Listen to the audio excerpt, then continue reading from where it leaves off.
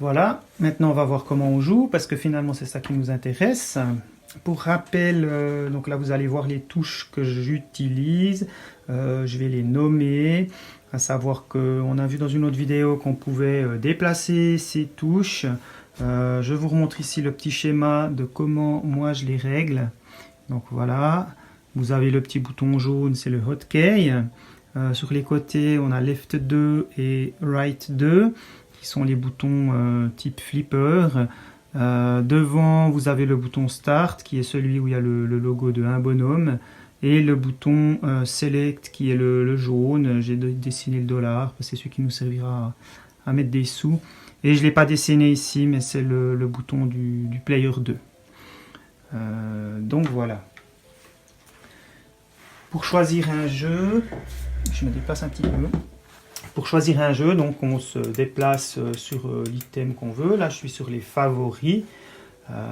Pour vous montrer comment on met dans les favoris, si vous allez dans une console, par exemple ici la Mega CD32, s'il y a un jeu qui vous plaît, alors vous pouvez presser sur la touche Y. On voit ici, elle est dessinée. Donc c'est toujours par rapport à la position que j'ai mis. Hein. Donc c'est la touche Y. Donc hop, il passe en favori, il vient un logo ici à côté. Vous voyez, si je represse sur cette touche là, hop, il disparaît les favoris. Hein. Là, je vais revenir en arrière et je vais aller dans mes favoris pour démarrer un jeu. Donc je vais dans les favoris en pressant la touche B.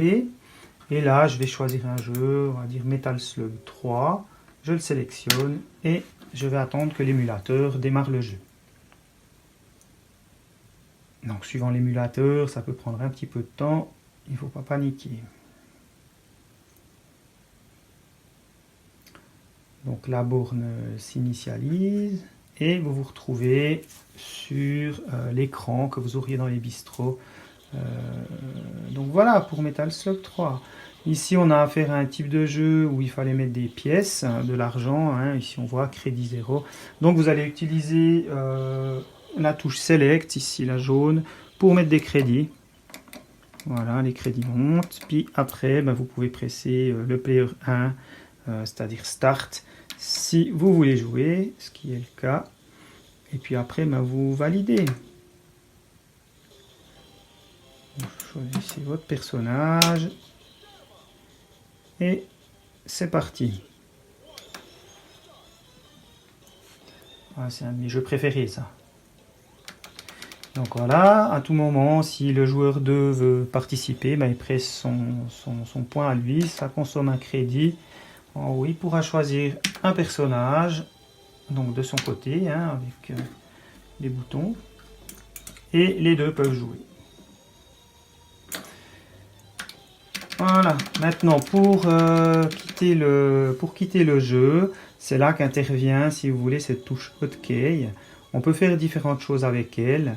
Si je la tiens par exemple pressée, donc c'est toujours la tenir pressée et cliquer sur une autre touche. Par exemple, si je touche sur Y, il vient écrit une sauvegarde instantanée a été faite, donc on peut sauvegarder sa progression. Si je presse toujours cette touche et que j'appuie sur X, je recharge la sauvegarde qui avait été faite, donc il y a un emplacement de sauvegarde. Qu'est-ce qu'on a d'autre comme combinaison importante? Disons, l'autre combinaison importante, c'est cette touche, toujours le hotkey, avec le Start. Ici, c'est celle qui va nous faire quitter le jeu. À savoir qu'il y a d'autres combinaisons, il faut essayer de les éviter. Vous allez arriver dans des menus ou des fonctions qui ne sont pas nécessaires ou qui peuvent être compliquées. Donc idéalement, si jamais vous arrivez dedans, il vous faut quitter avec la touche en arrière ici. Donc voilà.